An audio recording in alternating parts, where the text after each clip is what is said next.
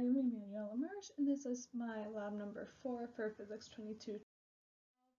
And in this lab, we looked at some of the concepts we've been working on with circuits and current and resistance. And so some of the important concepts that we applied in this lab are Ohm's law, which relates voltage, current, and resistance, and then also both of Kirchhoff's laws,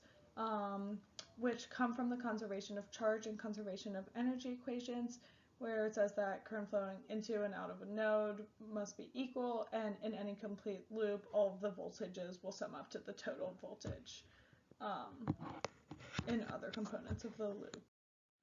And so the first part of this lab, our model, we were looking at this like charge and energy conservation ideas, and we had a circuit that included some batteries, resistors, ammeters, and voltmeters, as you can see in this picture.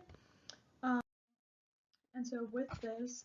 we saw that the current was equal to the voltage divided by the resistance as predicted by Ohm's law. And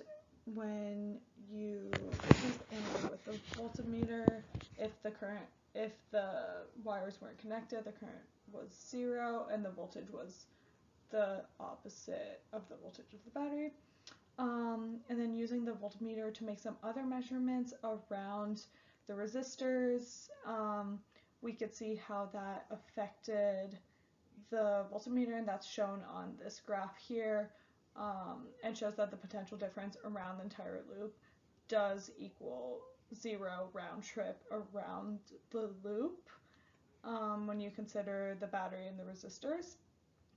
And when we added an ammeter reading in parallel to one of the resistors, this decreased the current on the ammeters that we were using to measure the current, because the current was split throughout the wires, and by using Kirchhoff's node law, the current decreased. And so then we also came to some conclusions about the resistance. So you can see here through the resistor, the resistance was just the magnitude of the resistor, and because this was an ideal model, there was no resistance in the wire or the ammeters, which we saw when we used the voltmeter, and saw that there were no changes in voltage if there wasn't a resistor in that segment. And so for the next part, we modeled a circuit and how that would affect a capacitor charging. So this model had battery, capacitor, a light bulb, and again a voltmeter to measure the voltages across different parts. And when we plotted time data of like the ln of delta V divided by V naught, this is what we could see, and it's a little bit light, but you can see that it has a negative slope, and this slope was equal to -1 over RC. So when we calculated for RC, which is the time constant, we got 0.9797. And so some of the things that we looked at, or that we consider from this lab, because it was an ideal model and we didn't use the real circuits, we can know that if we had used an actual ammeter in real life in not an idealized circuit,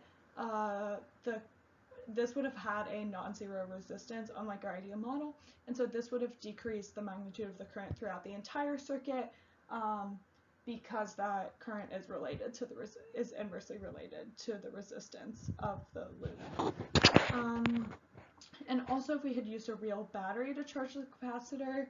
this would have taken longer to charge the capacitor than it did in our model, because there would be some resistance in the wire, and if there were any other like ammeters or anything like that, there would be some non-ideal resistance, and that would make the time for the capacitor to charge longer.